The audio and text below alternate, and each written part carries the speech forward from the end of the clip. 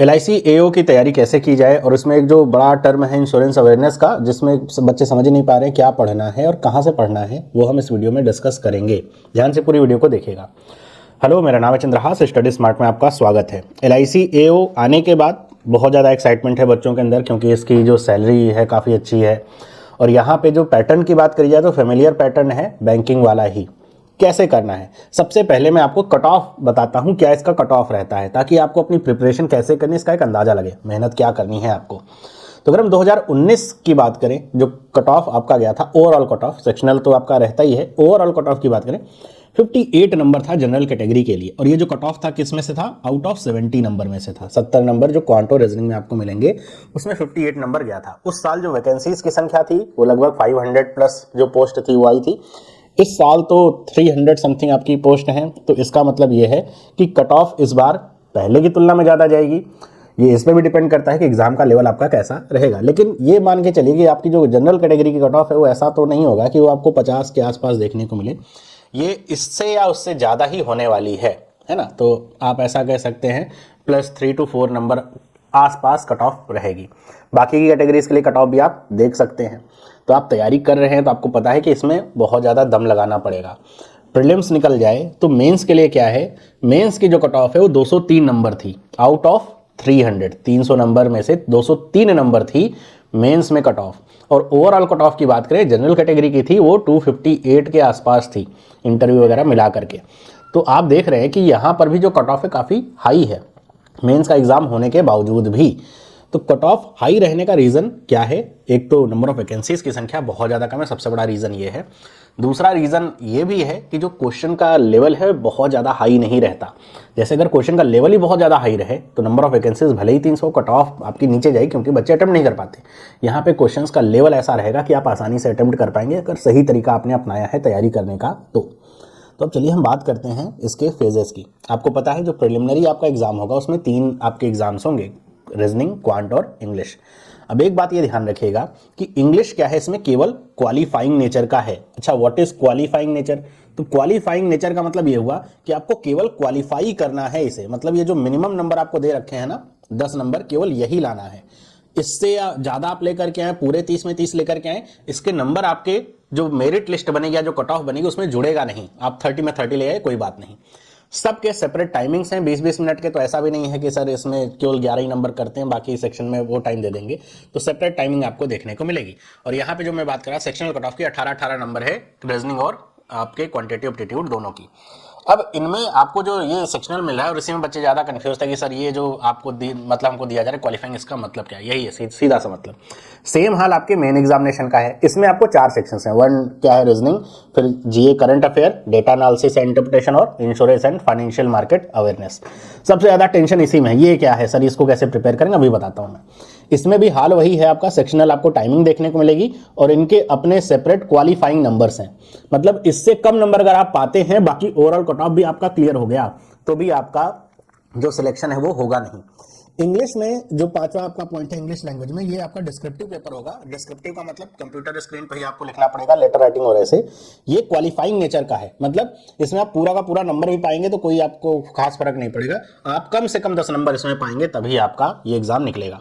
पिछले एग्जाम में ज्यादातर बच्चों का जो सिलेक्शन नहीं हुआ वो इस सेक्शन की वजह से हुआ। ये 30 नंबर नहीं पा पाए थे insurance and financial market awareness में बच्चे, बाकी तो अच्छा किया था, इसमें लटक गए थे। तो कैसे करेंगे इसको हम तैयार, अब हम इसको डिस्कस करते हैं। तो हमको अगर समझ में आ रहा है कि हमारे पास सामने जनरली ये आपके 3 पार्ट हैं। पहला है रीजनिंग, फिर क्वांट और आपका फिर GA और इंश्योरेंस अवेयरनेस का। तो देखिए रीजनिंग के लिए आपको करना क्या है। रीजनिंग में अगर आप अच्छा बनना चाहते हैं तो अगर आप तैयारी कर रहे हैं बैंक की, पहले से करते आ रहे हैं, तो अब ज़्यादा आपको कुछ करना नहीं है। आपको अच्छा बस प्रैक्टिस करना है। प्रैक्टिस करिए, PO लेवल के जो क्वेश्चंस होते हैं उनकी प्रैक्टिस करिए। मैं PO लेवल इसलिए कह रहा हूं ताकि लेवल आपका अच्छा हो सके। लेवल अच्छा रहेगा तो एग्जाम के क्वेश्चन आसान लगेंगे, आप जल्दी कर पाएंगे, इसलिए ऐसा कह रहा हूं मैं। इसमें यह ध्यान रखिएगा, इस पूरे एग्जाम में जो प्रीलिम्स का एग्जाम होगा उसमें स्पीड बहुत मैटर करेगी। अगर आपकी कैलकुलेशन स्पीड कमजोर है, आप चीजों को 4 बार पढ़ के एक बार समझते हैं तो ये एग्जाम आप निकाल नहीं पाएंगे, क्योंकि इसमें नंबर ऑफ अटेम्प्ट्स देख रहे हैं कितने ज्यादा होते हैं और उसकी वजह से स्पीड बहुत आपको अच्छी बना के रखनी है। तो उसका एक ही तरीका है, आप प्रैक्टिस करना आज से शुरू करिए। इसमें जो क्वेश्चंस आपको करने हैं, मिसलेनियस वाला क्वेश्चन मतलब सेक्शन तो आपका रहेगा ही रहेगा। मिसलेनियस में आपके क्या क्या आएंगे, वही आपका सिलॉक्स, इनइक्वालिटी, कोडिंग डिकोडिंग और डायरेक्शन सेंस, ब्लड रिलेशन, वही सारी चीजें। प्रीलिम्स के लिए, मेंस के लिए, और इसमें मेंस के लिए आप इनपुट आउटपुट को बढ़ा सकते हैं जो आपका पूछा जाता है। फिर आपका जो दूसरा सेक्शन है वो है पजल्स का, कि पजल्स आपको बनाने हैं। तो आपको क्या करना है, एक डेली का रूटीन बना लीजिए कि जो मिसलेनियस वाला सेक्शन है इसके कम से कम आपको 2-2 सेट करने हैं। 2 सेट का मतलब एक सेट में 5 क्वेश्चंस होंगे, कम से कम 2-2 सेट रोज करिए। और पजल्स के लिए अगर मैं बात करूं तो प्रीलिम्स लेवल की पजल कम से कम आप 3 से 4 पजल्स रोज सॉल्व करिए। अब ये कहेंगे बहुत कम है, मैं डेली की बात कर रहा हूं, क्योंकि बाकी सेक्शंस पे भी तो मेहनत करनी है। अब 15 मैं कह दूं पजल सॉल्व करने के लिए, दिन तो आपके पास है, लेकिन एक सेक्शन में देखा ना फायदा तो होगा नहीं। आपको मिनिमम क्वालिफाइंग नंबर हर एक सेक्शन में लेके आने हैं। तो ये बस प्रयास करिए 3 से 4 प्रीलिम्स लेवल की पजल रोज लगाइए जम के, जिससे होगा क्या, पजल्स को पढ़ने की आपकी क्षमता बढ़ जाएगी, है ना। और अगर जिन बच्चों का जो सेक्शन कमजोर है आपका, वो मैंने बहुत सारे आपको अभी कुछ दिन पहले ही खत्म किया है जो प्रैक्टिस क्लास बैंक के लिए, आपको लगभग 72 क्लासेस मिलेंगी, उसकी पूरी प्लेलिस्ट है, जाके देखिए बहुत सारे क्वेश्चंस मिलेंगे प्रैक्टिस करने के लिए।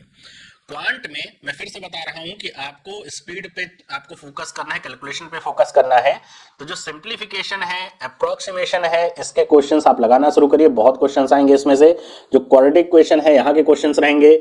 नंबर सीरीज दोनों ही रॉन्ग और मिसिंग आती हैं, ये वाला सेक्शन आपका काफी संख्या में पूछा जाता है। फिर जो तीसरा सेक्शन है वो है आपका अर्थमेटिक का, और उसके बाद आता है आपका डीआई का, है ना। डीआई बहुत डुएबल होती है, आप आसानी से कर सकते हैं, जो एग्जाम में पूछी जाएगी आपके, और आप देख रहे हैं मेंस में डीआई ही है। तो फोकस आप अगर अपना डीआई पे ज्यादा रखें, अगर आपके पास समय कम है तो आप बहुत अच्छे से मैनेज कर पाएंगे। अर्थमेटिक को पूरी तरीके से छोड़ नहीं देना है, फिर से मैं बता दूं डीआई अर्थमेटिक पे भी आती है। तो अर्थमेटिक अगर आपका पूरी तरीके से अच्छा नहीं है तो कम से कम कुछ जो गिने चुने चैप्टर्स में आपको आने चाहिए। कौन कौन से, जैसे percentage, ratio and proportion, mixture alligation, profit and loss, time and work, कम से कम ऐसे जो कुछ चैप्टर्स हैं। और एसआई और सीआई, क्योंकि आपको पता है ये यहाँ पे एलआईसी में इन्हीं ज़्यादा चैप्टर्स का यूज किया जाता है, खासतौर पे एसआई से इन सब का। तो इनके बेसिक कॉन्सेप्ट आपको कम से कम पता होने चाहिए। बेसिक कॉन्सेप्ट मैं क्यों कह रहा हूँ, इसके कहने का रीज़न समझिए कि जब आपका डीआई भी पूछा जाता है ना आपके एग्जाम में अर्थमेटिक पे, तो बेसिक कॉन्सेप्ट ही उसमें इन्वॉल्व रहते हैं, कोई एडवांस कॉन्सेप्ट नहीं रहता। मतलब प्रॉफिट एंड लॉस आखिर होता क्या है, टाइम एंड वर्क होता क्या है, सीएसआई होता क्या है, बेसिक कॉन्सेप्ट आपको बस पता होना चाहिए, आप डीआई आसानी से अटेम्प्ट कर लेंगे। इसके लिए आपको करना क्या है, कम से कम सिंप्लीफिकेशन के 20 क्वेश्चन आप डेली करिए, कम से कम डेली करिए सिंप्लीफिकेशन के, टाइमर के साथ। ये नहीं कि हम 20 क्वेश्चन कर रहे हैं आधे घंटे लग रहे हैं, बहुत कम कम समय। प्रयास करिए कि आप जो भी कैलकुलेशन करें उसको वर्बल करें। वर्बल करने का मतलब कि आपको पेन कॉपी ना चलाना पड़े गुणा करने में, छोटे मोटे सिंप्लीफिकेशन के लिए वर्बल कैलकुलेशन करेंगे, स्पीड आपकी बनेगी। इसी तरह इनके जो सेट हैं कम से कम 2-2 सेट लगाइए, क्वाड्रेटिक इक्वेशन और नंबर सीरीज। क्वाड्रेटिक इक्वेशन का सेट लगाते रहेंगे, 2-2 सेट अगर लगा लिया आपने तो एग्जाम तक कोई भी ऐसा क्वाड्रेटिक इक्वेशन आपको एग्जाम में मिलेगा नहीं जो आप पहले से लगा के ना बैठे हो। आपको फैक्टर्स निकालने की जरूरत नहीं पड़ेगी, फटाफट पता चल जाएंगे इसके इसका फैक्टर होकर के ये आता है। सेम हाल नंबर सीरीज का है, वो पैटर्न आपको समझ में आ जाएगा कौन से पैटर्न पे नंबर सीरीज आसानी से कर लेंगे। डीआई के कम से कम 2 सेट आप रोज लगाइए, कम से कम 2 सेट आप डीआई के लगाइए, जिससे आपकी डीआई इंप्रूव होती रहे, है ना। बाकी इनके कॉन्सेप्ट आप बेसिक जरूर पढ़िए, कुछ छोटे मोटे क्वेश्चंस लगाते रहिए, तो आपका बहुत अच्छा तैयारी होती रहेगी। फिर अगर बात करूं मैं जीए और इंश्योरेंस की, तो उसके लिए आपको क्या करना है, देखिए जीए मतलब जनरल अवेयरनेस, जिसमें करंट अफेयर भी आता है। तो जीए के लिए तो आपको करंट अफेयर पढ़ना पड़ेगा। आपका जो एग्जाम है वो होने वाला है मेंस का मार्च में, अभी तक तो यही डिसाइडेड है, मार्च में होगा। तो मार्च में एग्जाम होगा, तो इसका मतलब ये होगा कि आपके जो करंट अफेयर होंगे वो नवंबर से लेकर के मार्च तक के आपके आने वाले हैं एग्जाम में। इसी में से ज्यादातर क्वेश्चंस आपके रहेंगे, अक्टूबर नवंबर से लेकर के मार्च तक के। तो आपको इनके जो करंट अफेयर तैयार करने हैं, उसमें स्पेशल फोकस किस पे देना है, जो फाइनेंस या फिर जो आपकी इंश्योरेंस वाली न्यूज़ेस हैं, उसमें आपको फोकस ज्यादा देना है। कौन कौन सी नई नई चीजें इंट्रोड्यूस करी गई हैं, IRDAI के द्वारा क्या क्या नया सर्कुलर लाया गया है, उस पर आपको ज्यादा फोकस करना है। लेकिन आएगा पूरा करंट अफेयर, पूरा का पूरा बैंक वाला ही है सिनेरियो, यहाँ पे कुछ अलग नहीं होगा। जो अगला सेक्शन है वो है इंश्योरेंस अवेयरनेस का। इसको देखिए, इसका नाम क्या रखा गया है, जिसमें बच्चे डरते हैं। देखिए इसका नाम क्या रखा गया है, insurance and financial market awareness. अब इसको समझिए, मैं इसको डिकोड कर रहा हूं आपके लिए। इंश्योरेंस का मतलब जो इंश्योरेंस से रिलेटेड चीजें हैं या बेसिक कॉन्सेप्ट हैं, उनको पूछा जाएगा। मतलब इंश्योरेंस के principle life non life insurance के प्रकार, जो कंपनियां हैं उनकी हिस्ट्री, इंश्योरेंस कैसे स्टार्ट हुआ उसकी पूरी हिस्ट्री, अलग अलग जो इंश्योरेंस के, ये याद रखिएगा टर्म्स बहुत पूछे जाते हैं और अगर आपको टर्म्स का अंदाजा है तो आप क्वेश्चन समझ जाएंगे। जो टर्म्स होते हैं अलग अलग इन्वॉल्व होते हैं कि भाई जो इंश्योरर होता है वो कौन होता है, इसी तरह बहुत सारे टर्म्स होते हैं वो आपको पूछे जाते हैं। जो इसमें दूसरा पार्ट है जो आपका है फाइनेंशियल मार्केट, है ना, उसको फाइनेंशियल मार्केट अवेयरनेस को ज्यादातर लोग मार्केटिंग से रिलेट कर रहे हैं, है ना, मार्केटिंग नहीं है ये फाइनेंशियल मार्केट की बात कर रहा है। फाइनेंशियल मार्केट का मतलब जो प्राइमरी सेकेंडरी मार्केट होता है उसकी बात हो रही है, उसके जो कंपोनेंट होते हैं, डेरिवेटिव्स होते हैं, उसकी बात हो रही है। जो हम बैंकिंग अवेयरनेस में पढ़ते हैं उसकी बात हो रही है फाइनेंशियल मार्केट की, मतलब ट्रेजरी बिल्स क्या होते हैं, कॉमर्शियल पेपर क्या होते हैं, ये वाला जो पूरा पार्ट है इसकी बात हो रही है फाइनेंशियल मार्केट में। तो इंश्योरेंस अवेयरनेस और फाइनेंशियल मार्केट ये दोनों चीजें आपको पढ़नी, ये बैंकिंग अवेयरनेस में आपने पढ़ रखा होगा।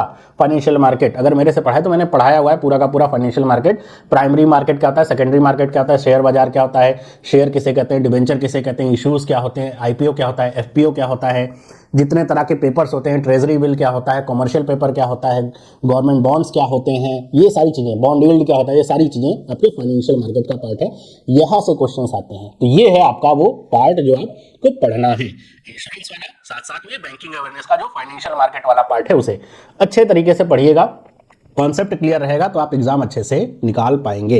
इसकी तैयारी आपको कब से करनी है, तो आप चाहें, मैं आपको सजेस्ट करूंगा कि आप चाहें तो जो फाइनेंशियल मार्केट वाला पार्ट है धीरे धीरे करके रोज पढ़ना शुरू करिए। अगर आप इसको रोज पढ़ेंगे तो मेरे ख्याल से 8 to 10 डेज में ये आपका खत्म हो जाएगा अच्छे तरीके से, मतलब रिवाइज होकर के खत्म हो जाएगा। तो आपको फाइनेंशियल मार्केट से मुक्ति मिल जाएगी। उसके बाद जो इंश्योरेंस वाला टर्म है, इसके जो बेसिक टर्म्स हैं, अब आपको मैं नहीं कहूंगा कि आप 500-600 पेज की बुक पढ़िए, उसको जो बुक बहुत ज़्यादा सर्कुलेट हो रही है उसमें, वो प्रमोशन वाली बुक है एक्चुअली में, तो उसको पढ़े के आपको बहुत ज़्यादा कुछ लाभ नहीं मिले क्योंकि टाइम बहुत लगेगा। 600 पेजेस तो बहुत ज़्यादा हो जाते हैं, कैसे पढ़ेंगे, बाकी चीज़ें कैसे पढ़ पाएंगे, है ना। तो बेसिक आपको पढ़ना क्या है कि जो पूछा जाता है एग्जाम में, आपके एग्जाम में जो पूछा जाएगा उसे पढ़ना है। तो इंश्योरेंस के जो भी कॉन्सेप्ट हैं उसको आपको पढ़ने हैं, तो ये आप पढ़ सकते हैं। अब इसमें क्या है कि जो प्रीलिम्स की तैयारी है उसमें जैसा मैंने कहा कि प्रीलिम्स में आपको ये सारी चीजें ज्यादा पूछी जाएंगी क्योंकि वहां पे स्पीड आपकी देखी जाती है। और अगर इसी ऊपर वाले पार्ट में आपको अगर मेंस के लिए फोकस करना है तो मेंस के लिए आप चाहें तो तैयारी शुरू करें। तो बस आपको क्या करना है, डीआई को खूब अच्छे तरीके से पढ़ना है, कम से कम अच्छे लेवल के जो सेट हैं वो आपको लगाने हैं। रोज आप प्रैक्टिस करिए, पहले तो प्रीलिम्स की प्रैक्टिस कर लीजिए ताकि कॉन्सेप्ट वगैरह फिर से रिवाइज हो जाए। फिर कम से कम प्रयास करिए, आज से ही जैसे 2 आपने प्रीलिम्स के लगा लिए तो एक कम से कम मेंस लेवल का आप सेट लगा लीजिए, है ना। किसके जा करके अलग से सर्च नहीं करना कि LIC AO का मेंस लेवल का सेट, ये जो मेंस लेवल का सेट है जो बैंक में आपके आता है RRB PO या फिर आपका IBPS PO, वो वाला सेट आप एक लगा के जाइए। हमेशा याद रखिएगा कि ये जो आपका DI आपके LIC में पूछा जाता है ये कैलकुलेटिव या लेंदी ज्यादा होता है बजाय SBI PO की तरह लॉजिकल DI नहीं होता है। आपका कैलकुलेटिव वाला जो DI होता है जिसमें बहुत सारे डेटा सेट होते हैं और बहुत कैलकुलेशन करनी पड़ती है, वो वाला DI पूछा जाता है। अगर हम रीजनिंग की बात करें तो रीजनिंग के लिए आपको बस पजल्स को अच्छी तरीके से पढ़ना है। आपके लिए मैं अब से स्टार्ट कर रहा हूं प्रैक्टिस क्लास इन एग्जाम्स में पूछे जाने वाले क्वेश्चंस के लिए। तो अगर आप उस प्रैक्टिस क्लास नहीं आएंगे जो कि रोज 7 बजे होगी YouTube पे, तो आप बड़े अच्छे तरीके से इस एग्जाम की प्रिपरेशन कर पाएंगे। आपको एक लेवल का अंदाजा मिलेगा और बहुत अच्छे से आपका एग्जाम निकलने वाला है। इनमें अगर कुछ भी आपको डाउट है तो मैं कोर्सेज रिकमेंड कर देता हूं, अगर आप चाहें तो उन कोर्सेज को ले सकते हैं, नहीं मन करे तो ना भी लें, कोई ऐसा जबरदस्ती नहीं है। जैसे ये हमारा कोर्स है बैंकिंग अवेयरनेस का विथ इंश्योरेंस अवेयरनेस, इसे हमने 2022 में ही लॉन्च किया था। ज़्यादातर चीज़ें आपकी वही हैं क्योंकि बहुत ज़्यादा कुछ परिवर्तन होता नहीं है, बस करंट अफेयर में वो आपको देखना रहता है। तो इसमें आपको बैंकिंग अवेयरनेस वाले पार्ट में जो फाइनेंशियल अवेयरनेस वाला पार्ट है वो आपका पूरा तरीके से कवर होता है। जो भी फाइनेंशियल मार्केट वाला पार्ट है, प्राइमरी मार्केट, सेकेंडरी मार्केट, वो सारी चीजें कवर होती हैं। इसके बाद जो आपका इंश्योरेंस अवेयरनेस है, इसके ऊपर मैंने 7 से 8 वीडियोस सेपरेटली बना रखे हैं इंश्योरेंस अवेयरनेस में, जिसमें मैंने इंश्योरेंस के क्या क्या प्रिंसिपल्स हैं, बेसिक जो टर्मिनोलॉजीज हैं, जो हिस्ट्री है, कौन कौन सी कंपनीज हैं involve life and non life insurance पे, वो सारा बना रखा है। तो आपको वहां से पूरा बेसिक आइडिया मिल जाएगा इंश्योरेंस अवेयरनेस का क्या क्या पूछा जाता है। इसके अलावा इसी कोर्स के लिए और आपके लिए जब आपका ये प्रीलिम्स का एग्जाम हो जाएगा उसके बाद मैं इंश्योरेंस अवेयरनेस की ये जो पूरी सीरीज है जिसमें ज्यादातर बच्चे डरे हुए हैं, इसको लेकर के YouTube पे ही सेशन लूंगा मैं क्वेश्चंस का, जिसमें मैं आपको बहुत सारी ग्लॉसरीज के बारे में बताऊंगा, क्या क्या टर्म इस्तेमाल होते हैं, कैसे कैसे एग्जाम में क्वेश्चंस पूछे जाते हैं इंश्योरेंस को लेकर के, बेसिक कॉन्सेप्ट को लेकर के। तो वो आपको बहुत हेल्प करेगा जब आप एग्जाम में जाएंगे। कम से कम जो आपका जो कट ऑफ होगा सेक्शनल, उसका तो झंझट नहीं होगा कि वो ही नहीं क्लियर हो पा रहा है, सर 30 नंबर नहीं मिल पा रहे, वो आराम से मिल जाएंगे आपको, है ना। तो वो हम डिस्कस करेंगे, तो आप इसे ले सकते हैं। अगर आप क्वांट को पढ़ना चाहें तो ये हमारा जो कोर्स 8 आपको कोड वगैरह लगाएंगे तो 999 में प्राप्त हो जाएगा। इसमें कंप्लीट क्वांट है, मतलब अर्थमेटिक से लेकर के आपका जो डीआई वाला सेक्शन है पूरी तरीके से भरा हुआ है। आप बेसिक कॉन्सेप्ट सीख सकते हैं, एडवांस क्वेश्चंस कर सकते हैं। डीआई के पूरे 27-28 लेक्चर्स हैं, उसको आप देख सकते हैं। वो तो आपके लिए बहुत ही ज़्यादा इनफ हो जाएगा। वो कर लिया आपने तो आप बहुत आसानी से इसको क्रैक कर लेंगे। 949 इसका प्राइस है, आप ले सकते हैं। या फिर अगर आप पजल्स की प्रैक्टिस कर रहे हैं जिसमें क्रिटिकल रीजनिंग भी आपका इन्वॉल्व है, तो आप इस कोर्स को ले सकते हैं, जो आपको उपलब्ध हो जाएगा, जिससे आपको अच्छे अच्छे पजल्स मिल जाएंगे प्रैक्टिस करने के लिए। आपको कैसे सॉल्व करना है वीडियोज़ देख करके आप सॉल्व कर सकते हैं, कैसे बनाना चाहिए वो भी आप देख पाएंगे। तो ये कोर्सेज हैं मेरी तरफ से जो आपके लिए हैं। ये सारे कोर्सेज आपको स्टडी स्मार्ट की ऐप पे मिल जाएंगे। तो आप अगर प्रिपरेशन करना चाहते हैं, जैसे मैंने कहा कि कंप्लीट क्वांट वाला जो कोर्स है, एक नया लाइव क्लासेस का कोर्स स्टार्ट होने वाला है, लेकिन वो 2 फरवरी से स्टार्ट होगा। तो जिन बच्चों को जल्दी है तो आप ये जो प्री रिकॉर्डेड कोर्सेज हैं आप इसको ले सकते हैं। इन कोर्सेज को लेंगे, आपको सारी चीज़ें मिलेंगी, आप अपने पेज से पढ़िए और एग्ज़ाम को क्रैक करिए। तो मेरी तरफ से सलाह क्या है आपके लिए फाइनल, कि अच्छे से एग्ज़ाम की प्रिपरेशन करिए, हमेशा टाइम को डिस्ट्रीब्यूट करके चलिए, ताकि सिर्फ एक ही सेक्शन मजबूत ना हो, बाकी के सेक्शंस भी आपके उसी तरीके से इम्प्रूव हों। क्योंकि सेक्शनल कट ऑफ इसमें रहेगा, तो आपको पहले से ही समझ के चलना होगा कि टाइम का डिस्ट्रीब्यूशन कैसे किया जाए। स्पीड का सारा खेल है, स्पीड को अपने बढ़ाने पे ध्यान दीजिए प्रैक्टिस कर करके। बाकी मिलते हैं हम शाम को 7 बजे वाली क्लास में। सभी लोगों को बाय। वीडियो अच्छा लगा है तो लाइक जरूर करिए और इस तरह के और वीडियोस के लिए चैनल को सब्सक्राइब करिए।